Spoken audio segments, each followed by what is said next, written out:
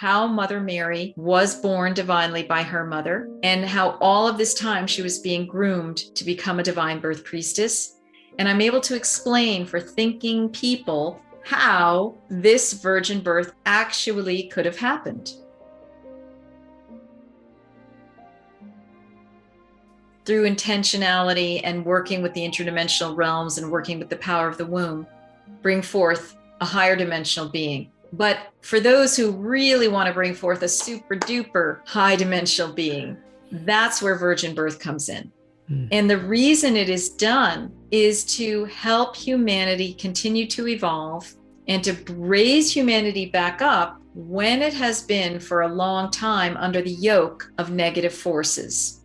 So periodically, we need a kind of an upgrade from a walking avatar, a walking high dimensional being, to model for us what it is for us to return to our own divine human blueprint, which is actually encoded in our DNA. So these beings will periodically walk the earth to remind us and serve as a model.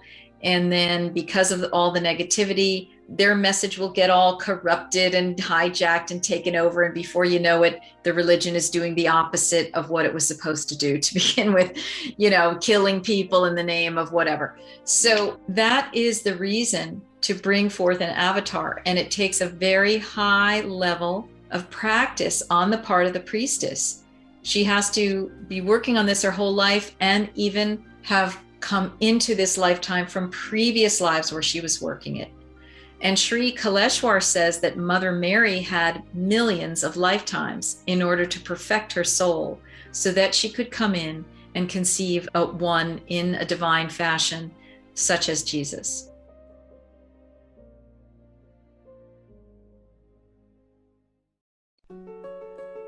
Welcome to the Awakening Entrepreneur Podcast. This show is for entrepreneurs that have chosen to define their life beyond the material. They have followed their soul on a hero's journey towards the mystery of the spiritual. I'm your host, Garrett Ng. Each episode will be learning from awakened entrepreneurs and spiritual thought leaders. They have broken through the mold of being ordinary to extraordinary, challenging our paradigm, shining light to the dark, giving hope when there is doubt. The moment of truth is upon us. It is time to transcend our world from fear to love. Are you ready? Let's go!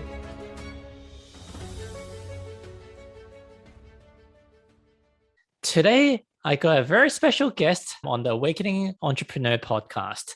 And we're going to explore some of the things that I've been led to learn about. So I've shared with some of you guys, I started getting onto Dolores Cannon's work. And then I stumbled across another book that talks about the Sophia Code.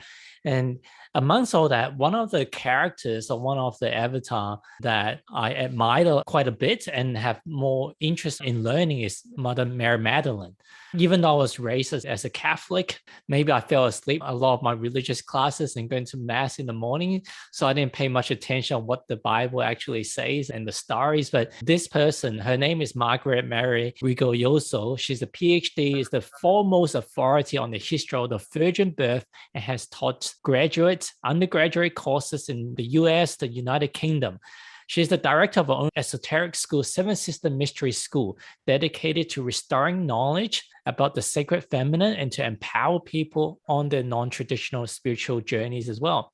And on her website, even though it's for empowering the sacred feminine, there's also a section about men. And I end up downloading some audio meditation that she did with men, and I booked a session with her. So I look forward to that as well. She's the author of The Cult of Divine Birth in Ancient Greece and Virgin Mother, Goddess of Antiquity. And her most recent book is The Mystery Traditions of Miraculous Conception, Mary and the Lineage of Virgin Birth, which is a major influence of our conversation today. So welcome, Margaret. Thank you so much, Gary. I really appreciate being here.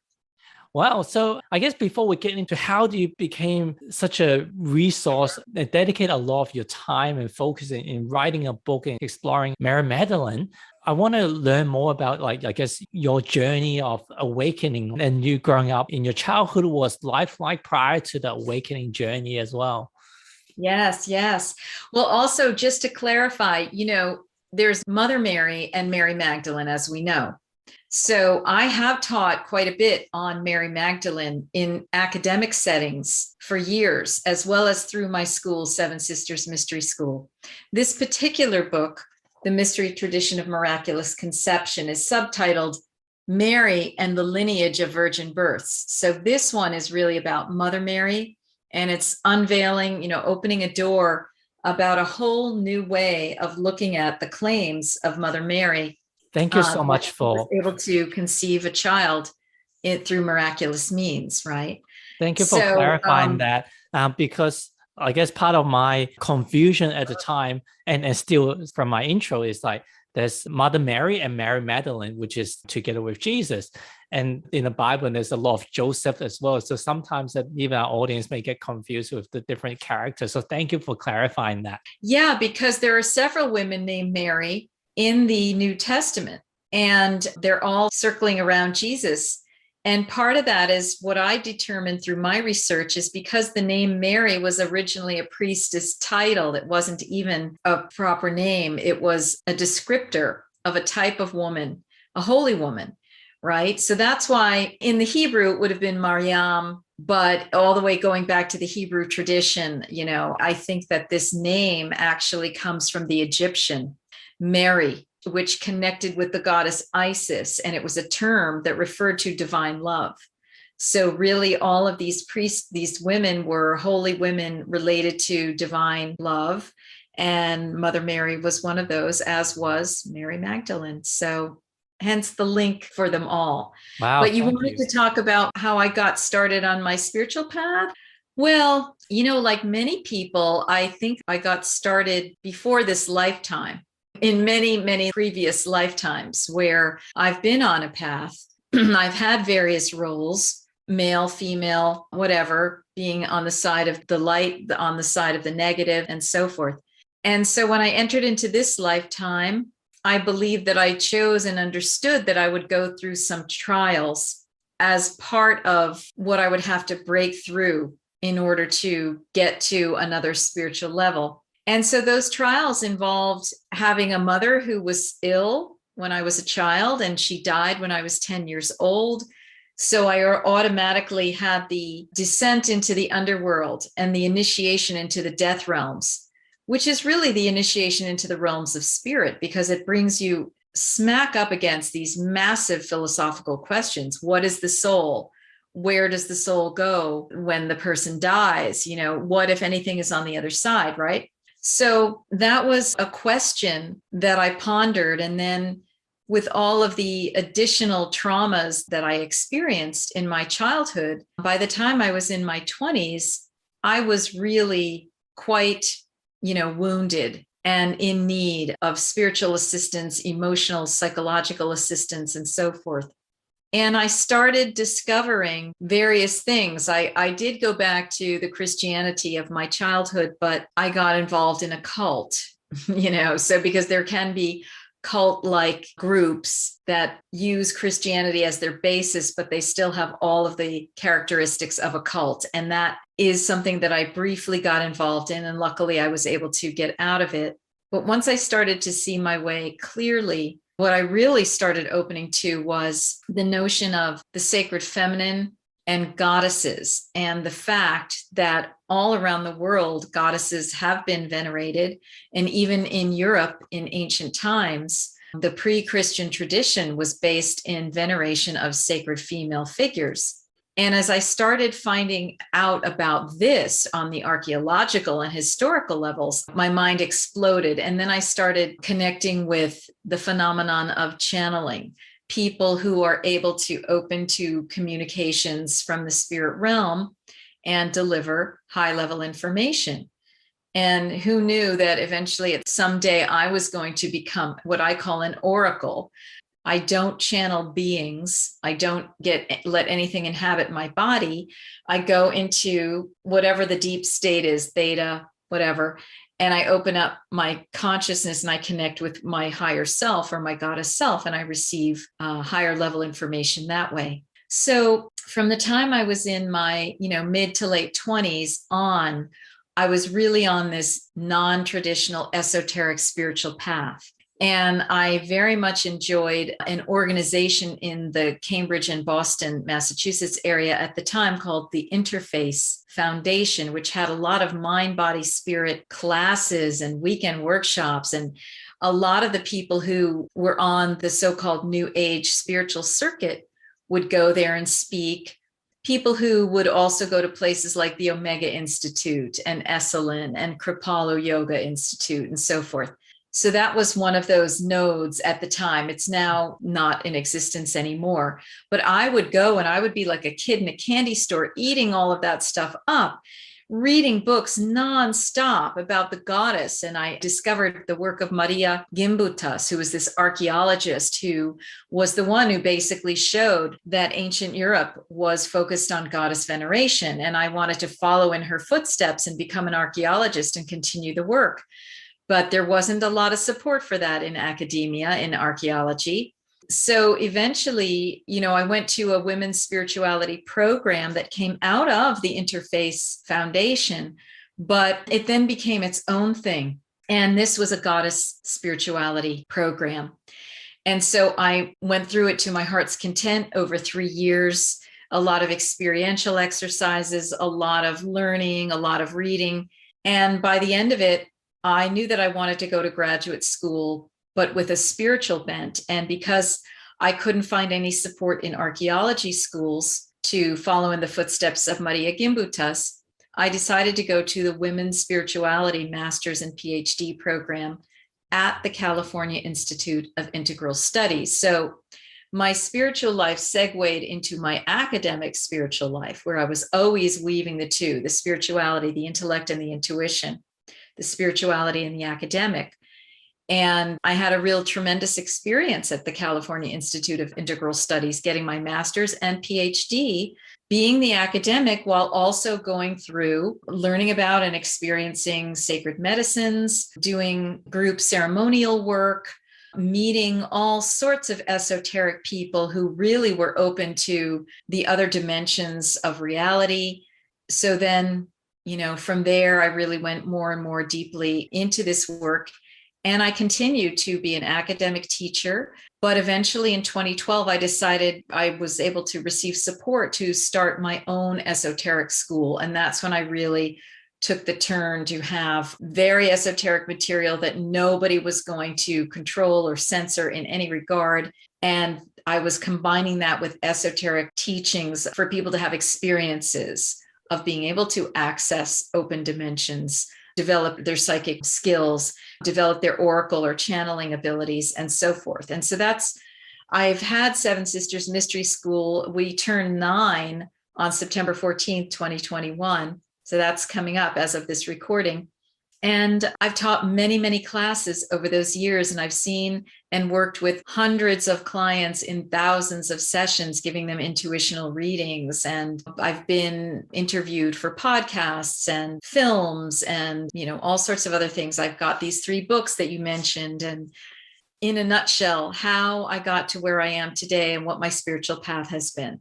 And along the way, of course, I had the opening to Mother Mary as a sacred feminine goddess figure. I was able, by moving into the goddess movement, I was able to see Mother Mary in a whole new light. And I had one mentor teacher who helped me see that, Charlene Spretnak. And then I really began working with some of my colleagues in California, where I lived for 20 years. And, Diana Melchizedek was one of my sister colleagues who helped me really understand Mother Mary as an active mentor. That and various other things put me in connection with her on a very personal level. And so I've been able to do my academic research about her, but also work with her on the spiritual plane. Thank you for sharing that. I've got 3 kids, and I was fascinating listening to your story because you just gave us like a 5-minute snippet, but within that, I can taste the journey is so enriching. And that was just a small overview. If you were to share with your 9 years old self or any other kids around the same age, what is life about beyond the physical world? How would you explain it to them? Well, I would say, where do you think we come from when we're born? And where do you think we go after we leave the earth plane? If we just even start going, about that, that will start leading us into the realm of the divine and God and the soul. So I would, start from that perspective. And then I would say, you may not be aware of it, but there are many dimensions of reality beyond this one. And we access some of them, like when we have dreams at night, we're in a different mode, we're in a different level. But there's a lot going on beyond the five senses. And that has to do with some people call extrasensory perception and what some people talk about extraterrestrial beings and so forth. And once we start getting on that road, it becomes very, very interesting if you're curious about it. That's how I might start it out. Mm, that's really interesting. If let's just say still on the same path, if a child comes across like challenges, hurdles that upset them, and they may blame it on the external person or the external situation, how would you approach them in helping them see from a higher perspective? Well, I think first of all, with children, the most important thing is to, and I have not had children, but I'm just partly going by the young people in my life, the young person I've been, first of all, important to just give them lots of love and validate their hurt and their wounding and help them feel empowered in and of themselves. Like, how can they take this situation and turn it around? What do they need to feel more powerful in this situation? What kind of boundaries do they need to set toward those who have hurt them?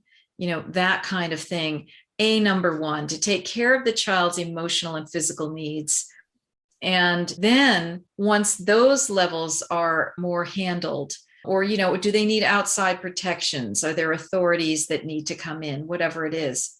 Once we start talking about how this young person can become empowered, then we can talk about helping them to look at what's going on from a different perspective. Like, what could be motivating this other person to behave with you in this way? Can we see what they're going through as reflective of their own pain and their own trauma? It depends on how open and curious the child is, because if they really take to that, I might get into the whole conversation of, well, do you know about the concept of karma? And that there's a strong possibility that nothing that happens to us is accidental. And none of the people we meet are accidental. And none of the situations we're in are accidental. But in fact, they're part of what we came in this lifetime to learn. So even though you might be learning a lot of challenging things, there's some level in which your soul came into this life knowing you were going to have challenges. You actually chose your parents, believe it or not. And you chose those challenges because you knew that getting through them and learning how to emotionally heal yourself and cope and find out about the bigger spirit behind everything was going to get you to the next level of your soul's evolution. I love it. How's that? I You can think read my excerpt and play these for your children and see how they respond. yeah, I think the key takeaway for me is that number one, you acknowledge the feeling, which is, I guess, a lot of our upbringing. You shouldn't be upset, you shouldn't cry, you shouldn't like have all these emotions, but then the emotion become trapped. So what you're suggesting is like acknowledge that the feelings is okay and just feel it. And the second part, you uses a lot of question. You almost like you see it as an opportunity for them to using the challenging situation as a catalyst for them to transcend, for them to awaken. And each one of these challenges, another great opportunity for them to transcend. That's right. For them to go deeper, transcend, expand their understanding of the world and get closer to the divine spirit. So your esoteric school is called Seven Sisters Mystery School. Why Seven Sisters? Well, a number of years ago, 15 or more years ago, when I was at the California Institute of Integral Studies, I started learning about the Pleiades. And they are a star system that I found out later was very important in the ancient world, not only to the ancient Greeks, but the Egyptians and many other cultures around the world. There are many cultures that have star lore related to the Pleiades and what they represent. And initially, how I learned about them was through people claiming to channel the Pleiades. And I would go and listen to these channelings, and this just seemed so remarkable to me, everything that was being said. And so I became more curious about who these Pleiades were. And at one point, this channeler said, I had started to research them, and I started to understand that in the Greek tradition and many others around the world, they were considered seven sisters. And in fact, they were considered seven seed mothers of humanity. So it's their DNA that went into the larger part of the human race. And so we can all be traced back to these seven women who were sisters.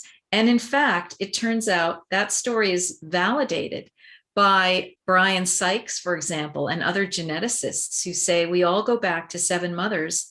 And Brian Sykes said, and they were related. Okay. Then through my work researching divine birth as an actual conception practice that priestesses could do at very high levels, I came to learn that at one of the oracle centers where I believe this was being done, the priestesses were called Pleiades, or doves. That is the meaning of the word Pleiades. It means doves in ancient Greece. And these women who took that title on, like the Marys took on the title of love, these priestesses took on the title of dove or Pleiades. And they were both oracles. They were able to conceive and give divine wisdom streams to others. And they were divine birth priestesses, so they could conceive. And there seems to be evidence that the seven sisters of the Pleiades were able to conceive children through non-ordinary means. And that's how their lineage went through the whole entire human race. So because of all of these things related to the Pleiades, and it was so much what I was being called to research in this lifetime, the oracle abilities of women, and to help myself and others develop that. And also the divine conception processes of women, which I've written about in my 3 books. I feel that the Pleiades have always been with me and that I have some kind of connection with them. And then it turns out that one day, I don't know how many years ago, I was still living in California, San Francisco Bay Area, and I did a ceremony with medicine out in the woods. And as I was walking back, I received the message, well, you are a Pleiadian ambassador. And I was like, what? Are you kidding? And they're like, well, yeah, you're going to have to tell people that. And I'm like, I'm not going to tell people I'm a Pleiadian ambassador. And then all of a sudden I'm telling people that I'm a Pleiadian ambassador. And as it turns out, there's another woman named Christine Day who also calls herself a Pleiadian ambassador, so I was getting this information and she's doing that work as well. And there are others who consider themselves Pleiadian ambassadors. So I came to realize that I don't know that I'm, quote, from the Pleiades, but I have had pass-throughs or lifetimes there.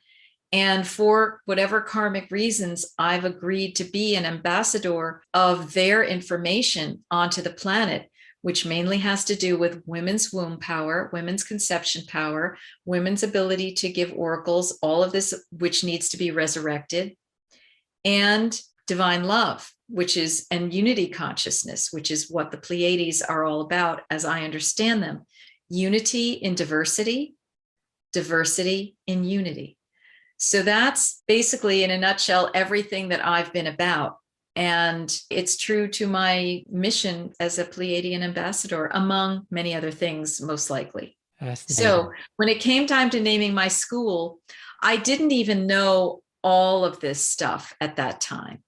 I knew some of it. But I just was in the shower and I was thinking, okay, I knew that I was going to start an academy. I didn't know if I was going to call it an academy, an institute, a school. I then settled on that I wanted to call it a mystery school. Okay.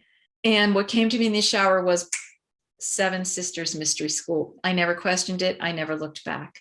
And then it turns out that after that, there were all these mystery schools that started popping up. Not that I was the first, there were a few around that I had been aware of, but it became one of these fast growing esoteric phenomena for people to found and name and run mystery schools. So who would you say your school is tailored for? I would say it's tailored for people who are awakening to the subtle dimensions of reality, the alternative dimensions, the world within the worlds, who understand divinity as a multiplicity that has masculine and feminine. And those who are having these awakenings, these kinds of spiritual awakenings that you were mentioning when we were off camera at the beginning, where you suddenly have what feels like a major spiritual awakening. Some people call it a Kundalini awakening or whatever. And suddenly you're awake and aware to all of these kinds of realities that you weren't before. You want to go deeply into your own healing. You understand the reality of interdimensional beings. You maybe want to do everything that you can to learn about this. So it's these people. A lot of my clients have been women, but there are men as well, and males who just appreciate and either take classes or are subscribed to my newsletter. And at this point, I would say it's people who are going through what I call ascension. Some people call it ascension, but to me, it's not about moving up and out, but it's moving deeper inward and carrying your understandings into the body, bringing your body into fifth dimensional consciousness beyond just the three dimensions that we're told and beyond just the five senses. And even more than that now, going into what people are calling the new earth. And this has to do with an alternative understanding to the mainstream narrative that's going on regarding every level of life and reality, from the medical to the political to what needs to happen and what doesn't need to happen. So it's a very tumultuous, shaky time now, like never before. Because those of us who have been on the new earth path, we're kind of able to do it in the background. But now we're having to be exposed front and center with our beliefs about how to even handle these various medical crises. And you can see the dividing lines in what people decide to do and not to do, and what they believe and what they don't believe about what's happening. There are people who are moving into the new earth and they have a kind of common understanding and therefore common ways of what we feel are the solutions and what should and shouldn't be done. And then you have the other people who are kind of going into the whole world of accepting everything that's being told, getting things in their body that may be kind of further taking them away from various realms of spiritual understanding, etc. So it's a very intense and tense time right now where all this bifurcation is happening. Margaret, I really like the energy that you share, what you just shared, even more than the content. Because when you share it, you have this certainty about it from both your intuition or your connection to your higher self, as well as your academia research that backs it up. So if those two things combined, it's like, this is a matter of fact. And this is not just overnight. You've done this for so many years. It's like, this is your whole life. You've been exposed to all this evidence and all this truth about other ways on seeing how this world actually works. Yes, and I've had the experience of opening to other dimensional states of consciousness through using various sacred medicines at times. Although at this point, I have minimal use of those medicines, and I'm more and more open all the time. And I also practice these skills and use these states quite a bit every day of the week. So I feel that I see and know and penetrate more and more into these understandings. And it's what's real for me. It's what's real for a lot of people. Well, on that topic, what do you see the role of plant medicine in one's journey? From what you described, it sounds like for a lot of people that I've talked to going through this journey, is a common path that the plant journey may help them almost like kickstart the process into seeing and sensing different things that, well, yeah, it's just, especially you could be doing many years of meditation and still, hey, like it's nice, it's calm, but it's not like transporting to other dimensions.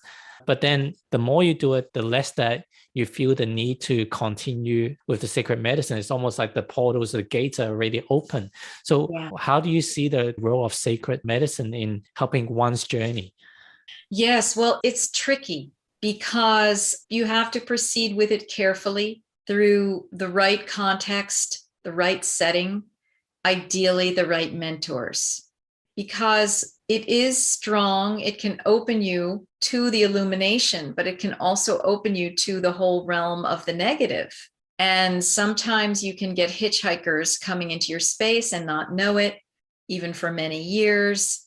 And also, this is a realm where too can be infiltrated, in certain ways by certain beings or certain thought forms. So you have to proceed with a lot of caution and care.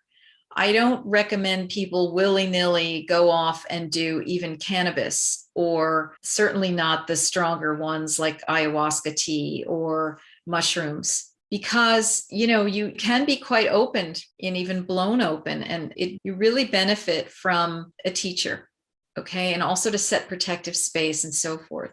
One of the more gentle plant medicines but effective is cacao. So that generally will open the heart and the consciousness without bringing some of the other challenges that can come with the stronger substances. But all of those caveats said, when used in the most positive way, yes, these plant medicines and combinations can truly open one's eyes, opens one's third eye to what's on the other side of the veil. And you can have a feeling of strong knowing how real these other dimensions are, and you can begin exploring them as what we might call a cosmonaut, right? So I'm grateful for those openings that I had, even as treacherous in some ways as they were, even with cannabis, because, I got into trouble and had to have some clearings and so forth as a result of what had come into my space from the cannabis. But it did open me like ordinary meditation at the time was not going to do. And mushrooms was too far even beyond what I could do. And I've never even done ayahuasca. It would just be too much for me, because I was already a sensitive person. So it also depends for people on how thick their dimensionality is. Some people, they're very thickly in third dimension, won't even have very much of an esoteric experience. Or visions, or they won't go into the depths of understandings and the halls of mysteries that I and others have gone through. While as some on very little will really open. And I think, Gary, it has to do with a combination of your karma, your previous relationship with medicines and the other realms, your destiny lines, and where you are in your spiritual growth, how open you already are. And all of those things will determine really what kind of experience you have with medicine, as well as who are your teachers. Are they setting a protective space that truly is allowing for the portal to open, etc.? Oh, wow. Love it. So can you tell me about your latest book and I guess how you got called to write it, and I guess the content of what the book is about? Yes, right. So again, we're talking here about the mystery tradition of miraculous conception, Mary, and the lineage of virgin births. So right away, that's telling us that there is a practice of miraculous conception, that there was a lineage of it, that more than one lineage. Mary was in one of them, but there are multiple virgin births that have happened all over the planet, essentially. And so how I start the book is by summarizing the research from my previous two books, mainly about divine birth as I discovered it in ancient Greece, as an actual practice of priestesses. a So the technology. divine birth, virgin birth, as in like there's a woman, there's no intercourse, and then she becomes pregnant. Is that correct? Right. Which is Wow. called also parthenogenesis in scientific terms. So she is able to combine herself into male and female and spontaneously start the egg dividing through deep, deep spiritual means within her. And then what I discovered, though, is there were other later versions of miraculous conception that did start involving the woman in conjunction with male beings on the other side of the veil.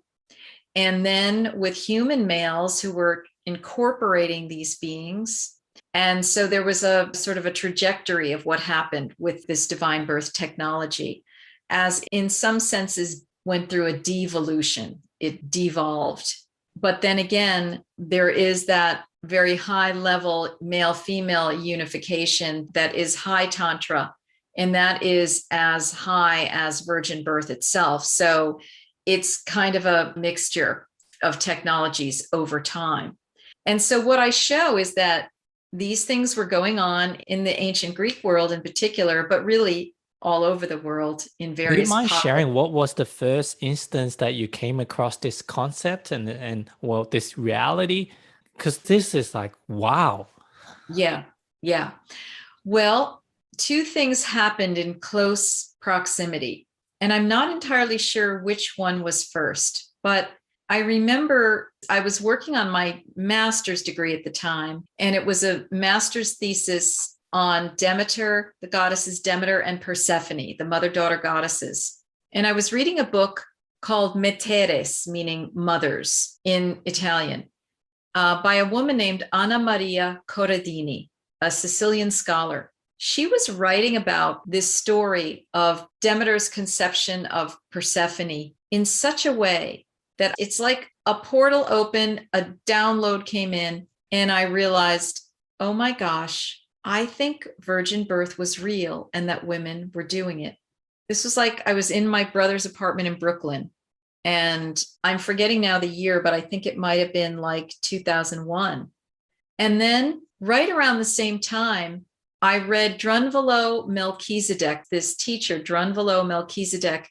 He has a 2-volume book called The Ancient Secret of the Flower of Life. And in one of the volumes, he, also being a channeler for the Egyptian god Thoth, you may be familiar, he writes that he says, well, I really don't know what to do with this, but Thoth is telling me that I should write this down, which is that divine conception can actually happen.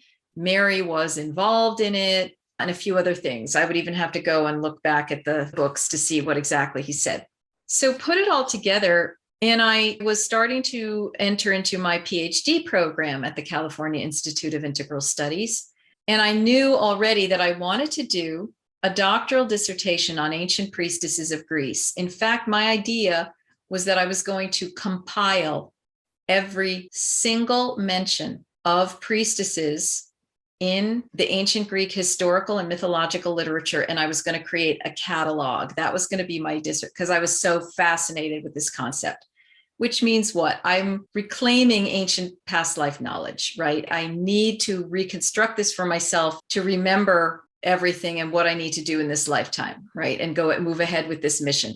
Well, because I had this theory rattling around in the back of my mind, whenever I was going to look at this material about priestesses, I started finding evidence for it, that women were giving divine birth in various ways in the ancient myths of Greece, which are basically simply forgotten history, as well as the legends, which are closer in time to us, forgotten history, as well as the bona fide historical documents.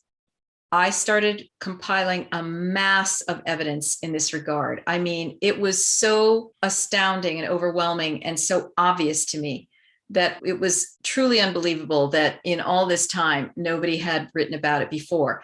And I do recall talking to Anne Baring, who wrote with Jules Cashford a book about the goddess. I forget what it was called.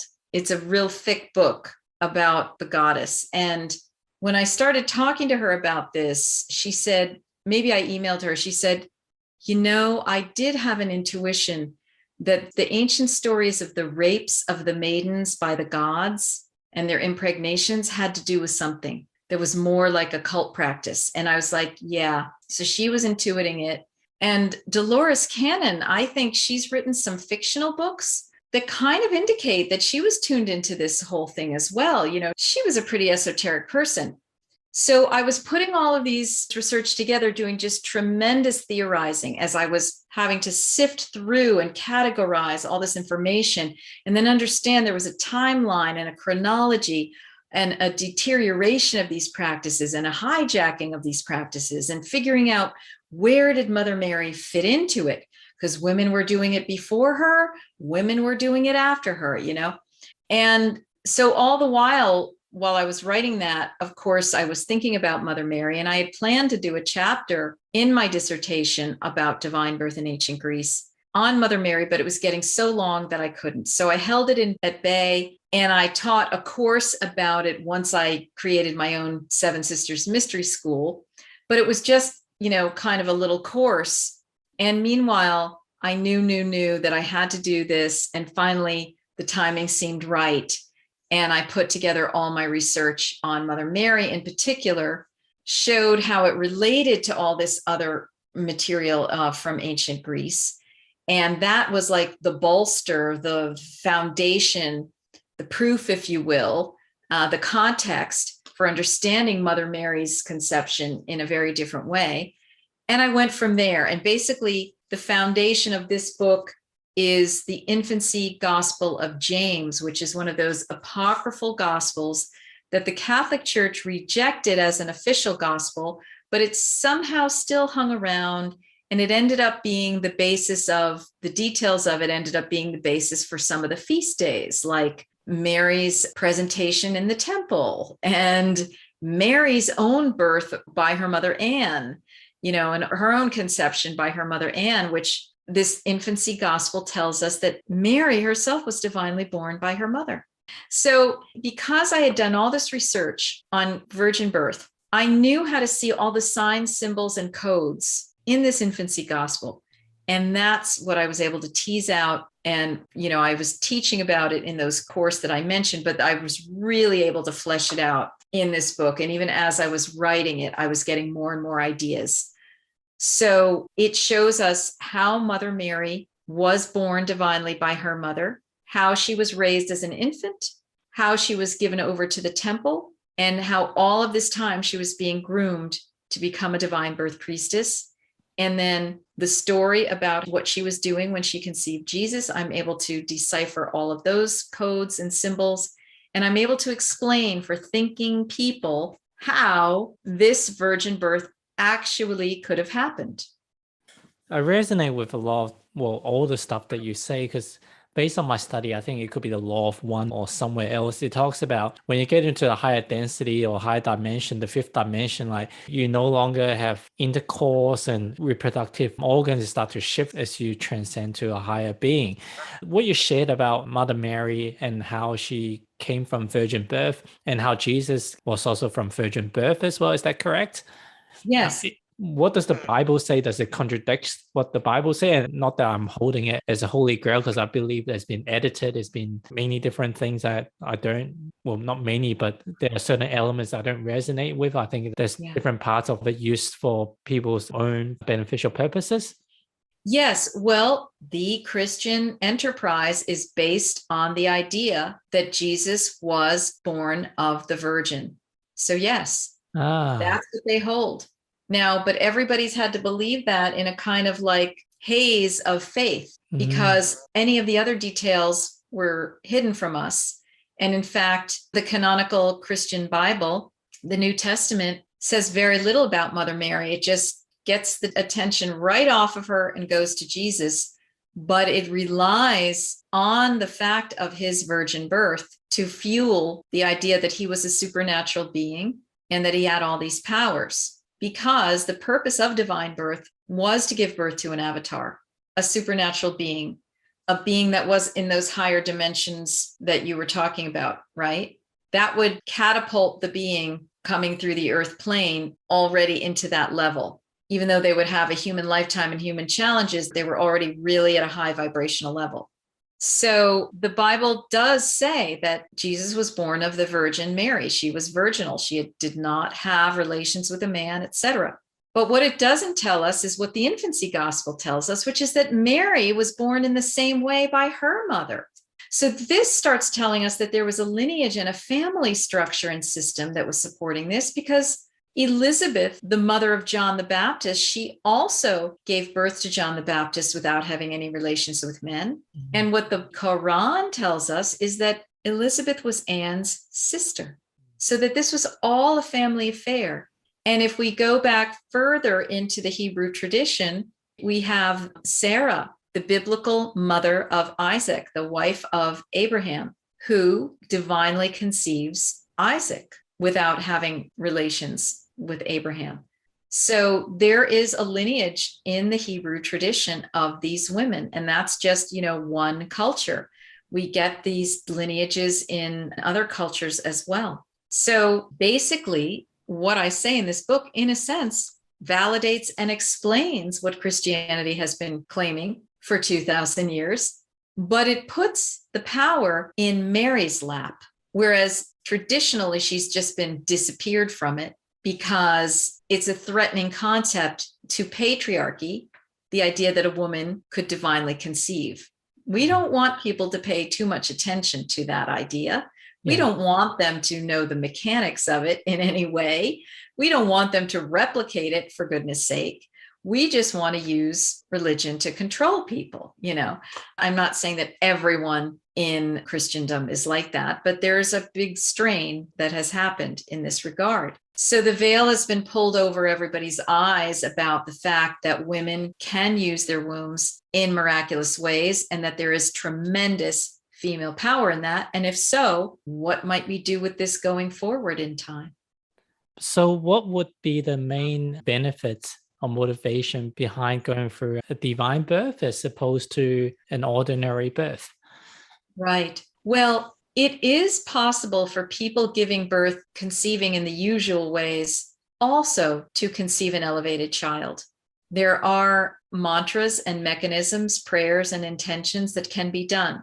I know of one tradition in India that comes through the ancient palm leaf manuscripts that Sri Kaleshwar, who's a teacher who crossed over in 2012, brought to the attention of the world a decade and a half ago, and that is now being taught. So through intentionality and working with the interdimensional realms and working with the power of the womb, bring forth a higher dimensional being. But for those who really want to bring forth a super duper high dimensional being, that's where virgin birth comes in. And the reason it is done is to help humanity continue to evolve and to raise humanity back up when it has been for a long time under the yoke of negative forces. So periodically, we need a kind of an upgrade from a walking avatar, a walking high dimensional being, to model for us what it is for us to return to our own divine human blueprint, which is actually encoded in our DNA. So these beings will periodically walk the earth to remind us and serve as a model. And then because of all the negativity, their message will get all corrupted and hijacked and taken over. And before you know it, the religion is doing the opposite of what it was supposed to do to begin with, killing people in the name of whatever. So that is the reason to bring forth an avatar. And it takes a very high level of practice on the part of the priestess. She has to be working on this her whole life and even have come into this lifetime from previous lives where she was working it. And Sri Kaleshwar says that Mother Mary had millions of lifetimes in order to perfect her soul so that she could come in and conceive one in a divine fashion, such as Jesus. Do you believe that practice of giving divine birth, is that still going on right now, or has it been lost? I think that it's alive in pieces and pockets, because I do know of a woman who conceived divinely in 1976. Den Poitras writes about her story in his book Parthenogenesis, women's long lost ability to self-conceive. He talks about this woman whom he calls Lori, that's her pseudonym, and how she conceived. She was a high holy woman, a breatharian. She was not schooled in divine birth, but through this grace, she was able to receive this conception, and she did bring a child to term, although it died young. I know of other stories similar of this nature, and I believe and sense there may be other underground stories of how this process is used for both positive and negative conceptions. You see, it can Wow. be hijacked. Mm. Okay. And I know of women who would like to conceive divinely and are studying what they would need to do, but they have to retrieve it from the Akashic records, the information. You see, there's no teacher that they're consulting. They're consulting guidance on the inner planes and sometimes using my books as stimulant for their knowing. Yeah, I guess that for me is definitely comprehensible, and it makes it so easy to believe, because for miraculous healing, so many people, so many documents have stated about people miraculous healing from cancer, certain injuries, and blind and started to be able to see. So for one to manifest or create the situation that they have conceived an embryo is not so far-fetched. That's right. And you know what, Gary? The lore of the East and Hinduism and Buddhism is filled with siddhic abilities, the siddhi, S-I-D-H-I. These are miraculous abilities that certain people can develop after they have worked with various practices and so forth. And these are all seemingly counter-biological, like being able to walk on water, like being able to walk through walls, like not being able to cast shadows, like being able to live on air and not eat, being able to pull out your entrails and put them back in, being able to change your hair color, different things like that. These are lore. Some of them are documented. There's people today whom I know who have either witnessed or accomplished such things. So there's a lot that's possible. And I think that understanding this is the basis of moving into the new earth, because we do need and want to access our innate abilities for healing, for high-level conceptions and so forth, that are encoded within our very DNA. And we need to retrieve these methods from the Akashic records, from the guides, from the inner guidance, so that we can come fully into our divine human selves, what was called the anthropos, the divine human. And I think that's where those of us who are interested and who are going into the new earth are headed. Whether we will fully accomplish that in this lifetime or not, it's unclear, but we're certainly moving in that direction of being the divinely born walking on the earth. You mentioned earlier that you covered Mother Mary growing up in the temple. What temple is that? Well, we don't really know, because, traditional Hebrew scholars and so forth will say, well, there is no such thing as a temple that had virgins. But in fact, it's in the Bible that there were. They were temple virgins, and they were often weavers. It's documented in Kings and various other places. And what do we find out? Mary was weaving when she was conceiving Jesus, so there's some deep, close relationship between temples, virgins, weaving, and sexuality or divine birth, because in the Hebrew Bible, these women, and I think there were also possibly men, were connected to some level of sacred prostitution. So it gets very strange to try to decipher and tease out what was going on. When were they virgins? When were they engaged in this sacred union? So what the infancy gospel tells us, though, is that a number of virgins that are from the temple lead Mary back to the temple when she's 3 years old. They've been training her in her mother's bedroom sanctuary until then. And at that point, gives Mary up to the temple for this mission, for her to be raised properly by these women in all of the aspects of divine birth. And so these virgins take her in, and presumably it is the bona fide Hebrew temple, just something that has been obscured, a phenomenon that has been somewhat obscured, in most of the histories, even though, as I said, you can see in the Bible that there's evidence for virgin weavers being in the temples. So, when you say weavers and weaving, like what is that? well, I think it's a metaphor for what they were doing. I think they were both weaving the temple veil, which was this enormous textile that would be like this wide, and huge. It's reported that it took like 300 men to carry one. Okay, like this enormous textile that would be put at the Holy of Holies to be the door and the barrier in the temple between the regular part of the temple and the Holy of Holies, where all of the sacred implements were, and it was considered basically a portal to the divine. Oh. It's where the high priest would go and receive his oracles, his channelers, his channelings, his downloads from the divine. So there was the weaving of this temple and probably other things, maybe even, weaving of clothing of the personnel and so forth.